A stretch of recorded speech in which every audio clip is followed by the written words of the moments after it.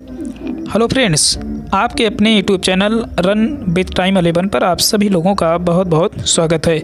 दोस्तों, जैसा कि आप लोग स्क्रीन पर देख पा रहे होंगे, ये जो आज हम पेपर आप लोगों के समक्ष लेकर उपस्थित हुए हैं, ये 16 फरवरी यानी आज ही के दिन हिंदी का पेपर ये हुआ है। यूपी बोर्ड हिंदी का पेपर है ये कक्षा 10 का, और इसमें अब जो है बहुविकल्पीय यानी वस्तुनिष्ठ प्रश्न के रूप में 20 नंबर के जो है आने लगे हैं नई शिक्षा नीति के तहत। आइए देख लेते हैं इन क्वेश्चनों को। जो यह प्रश्न जो है इसमें आया था, तो इसमें जो सबसे पहला प्रश्न है, यहाँ क्वेश्चन देखिएगा।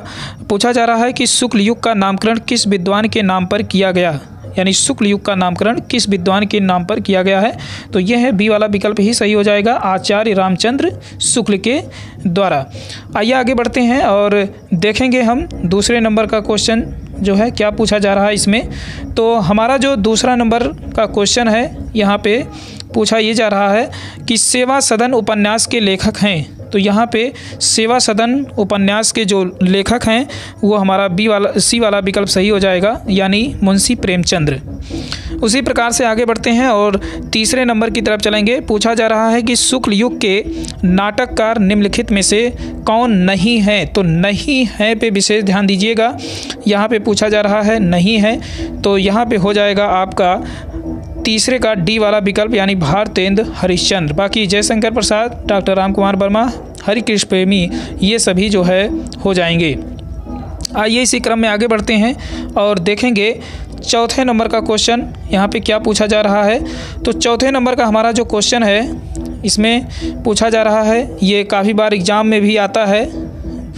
प्रसिद्ध आत्मकथा क्या भूलूं क्या याद करूं, ये प्रसिद्ध रचना है, बहुत ही महत्वपूर्ण, हरिवंश राय बच्चन जी का। यहाँ पे ए वाला विकल्प जो है सही हो जाएगा। पाँचवें नंबर की तरफ चलेंगे तो पूछा जा रहा है कि निम्नलिखित में से कौन प्रसिद्ध यात्रा साहित्यकार हैं।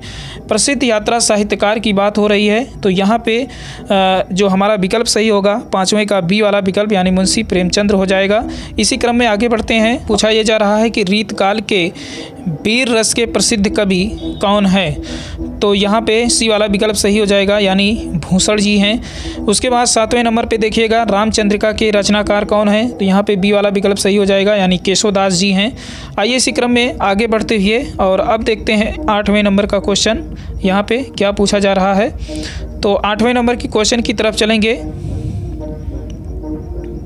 यहाँ आप देख पा रहे होंगे आठवें नंबर क्वेश्चन में पूछा ये जा रहा है कि प्रिय प्रवास, यहाँ आप देख पा रहे होंगे प्रिय प्रवास किसकी रचना है। तो प्रिय प्रवास जो है डी वाला विकल्प सही हो जाएगा, अवध्या सिंह उपाध्याय हरिऔध जी का है।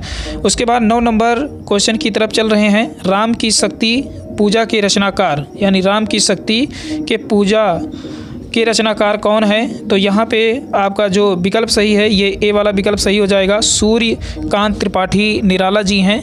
9 नंबर का जो है ए वाला विकल्प जो है आपका सही हो जाएगा।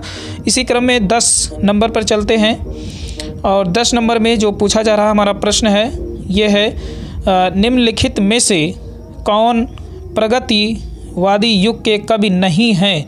नहीं पे विशेष ध्यान दीजिएगा मित्रों, चूँकि यहीं से गलती होती है। तो 10 नंबर का जो हमारा विकल्प सही होगा ये हो जाएगा डी वाला विकल्प, यानी भारतेंदु हरिश्चंद्र। उसके बाद यहाँ पे पूछा ये जा रहा है 11 नंबर में हास्य रस का अस्थाई भाव। तो हास्य रस का अस्थाई भाव जो है ह्रास होता है, यानी बी वाला विकल्प सही हो जाएगा। उसी प्रकार से आगे बढ़ते हुए शोक का अगर हम बात करें तो ये करुण हो जाएगा, करुण रति जो है ये प्रेम से है। आइए इसी क्रम में बढ़ते हुए 12 नंबर की तरफ चलते हैं। 12 नंबर क्वेश्चन में क्या पूछा जा रहा है आइए देख लेते हैं। तो 12 नंबर क्वेश्चन में पूछा ये जा रहा है कि मनोह मानो जनु जानो आदिवाचक शब्द किस अलंकार में प्रायः प्रयुक्त होते हैं। तो ये है उत्प्रेक्षिका अलंकार, यानी ए वाला विकल्प जो है हमारा सही हो जाएगा यहाँ पे। आगे इसी क्रम में अगर हम देखें तो यहाँ पे जो हमारा 13 नंबर का क्वेश्चन है, बहुत ही बढ़िया क्वेश्चन आया था कि लिखकर लोहित लेख डूब गया दिन मण यहाँ, व्योम सिंधु सखी देख तारक बुदबुद दे रहा। तो यहाँ पे पूछा ये जा रहा कि उपर्युक्त पंक्तियों में प्रयुक्त छंद है, कौन सा छंद है? आपके विकल्प हैं रोला, दोहा, बरवे या फिर सोरठा। तो देखिए यहाँ पे दोस्तों 11-13 की मात्राएं चल रही हैं और 11-13 की मात्राएं जहाँ होती हैं वहाँ दोहा होता है, यानी बी वाला विकल्प यहाँ पे हमारा सही हो जाएगा। आइए इसी क्रम में अब 14 नंबर क्वेश्चन को देखते हैं। 14 नंबर क्वेश्चन में पूछा ये जा रहा है, यहाँ पे आप देख सकते हैं, पूछा यह जा रहा है कि उपसर्ग से बना शब्द नहीं है। ध्यान दीजिएगा, नहीं शब्द विशेष ध्यान दीजिएगा। पूछा जा रहा है कि उपसर्ग से बना शब्द नहीं है, तो वो है आपका ऊपर। बाकी सब जो है उपसर्ग लगा के बने हैं। उपदेश भी बना है, उपनाम भी बना है और उपवन भी बना है, लेकिन यही ऊपर जो है नहीं बना है। ध्यान दीजिएगा, ऊपर जो है नहीं बना है। चलिए 15 नंबर क्वेश्चन को देख लेते हैं। पूछा ये जा रहा है कि दैनिक शब्द में किस प्रत्यय का प्रयोग हुआ है? तो यहाँ पे देखिएगा, इक है, दिन है, निक है या फिर इनमें से सभी। तो यहाँ पे इक प्रत्यय लगा हुआ है। प्रत्यय का मतलब ये होता है कि जो शब्दों के अंत में जुड़कर उन शब्द का जो है कोई एक अलग नाम दे देते हैं, उन्हीं को हम कहते हैं प्रत्यय। तो शब्दों के अंत में जुड़ते हैं। तो यहाँ पे देखिए निक, तो यहाँ पे छोटी ई की मात्रा निकल रही है, तो यानी इक प्रत्यय लगा हुआ है। आइए आगे बढ़ते हैं और 16 नंबर क्वेश्चन की बात करते हैं। चलिए यहाँ पे देख लेते हैं। पूछा यह जा रहा 16 नंबर क्वेश्चन में कि त्रिवेणी में कौन सा समास है? तो यहाँ पे त्रिवेणी में द्विगु समास होगा, यानी सी वाला विकल्प जो है सही हो जाएगा। त्रिवेणी का मतलब ये है जहाँ पे 3 धाराओं का मिलन हो, जैसे गंगा, यमुना, सरस्वती, जिसे हम संगम नाम देते हैं। तो 3 धाराओं, यानी कि यहाँ पे संख्यावाची बन रहा है, इसलिए यहाँ पे द्विगु समास होगा। द्वंद्व में क्या होता है? और छिप जाते हैं। कर्मधारय में विशेषण और विशेष होता है और अव्ययी भाव में अव्यय शब्द आते हैं। इस तरह से जो है त्रिवेणी में जो है आपका द्विगु समास यानी सी वाला विकल्प सही होगा, चूँकि यहाँ पे संख्यावाची हो रहा है। चलिए देख लेते हैं अगला 17 नंबर क्वेश्चन। पूछा यह जा रहा है कि निम्नलिखित में से गंगा का पर्यायवाची नहीं है। ध्यान दीजिएगा दोस्तों, नहीं पे विशेष पूछा जा रहा है कि गंगा का पर्यायवाची नहीं है, तो यहाँ पे हो जाएगा बी वाला विकल्प यानी कालिंदी।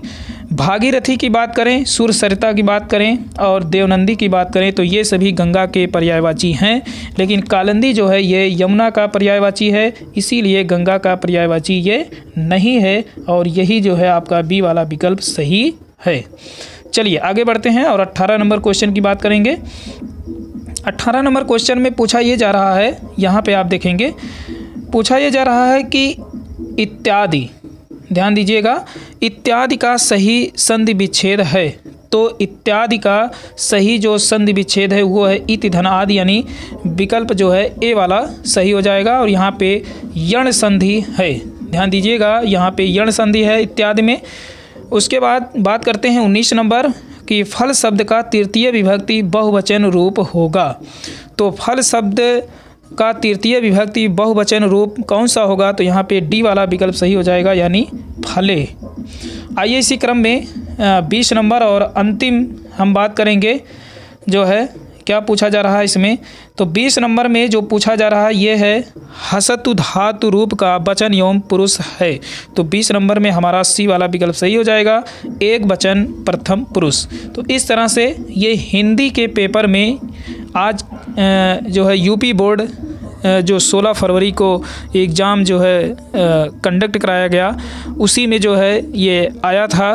हाई स्कूल का ये पेपर था हिंदी का, और इसी में 20 नंबर के क्वेश्चन जो है बहुविकल्पी यानी वस्तुनिष्ठ के रूप में आए हुए थे, और जिसे जो है OMR सीट पर जो है गोला करना था।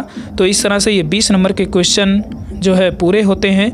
आशा करते हैं कि ये वीडियो आप लोगों को अच्छा लगा होगा, और अच्छा लगा हो तो आप लाइक और कमेंट करना ना भूलिएगा। मिलते हैं किसी नेक्स्ट वीडियो में, तब तक के लिए अनुमति दीजिए। बहुत बहुत धन्यवाद।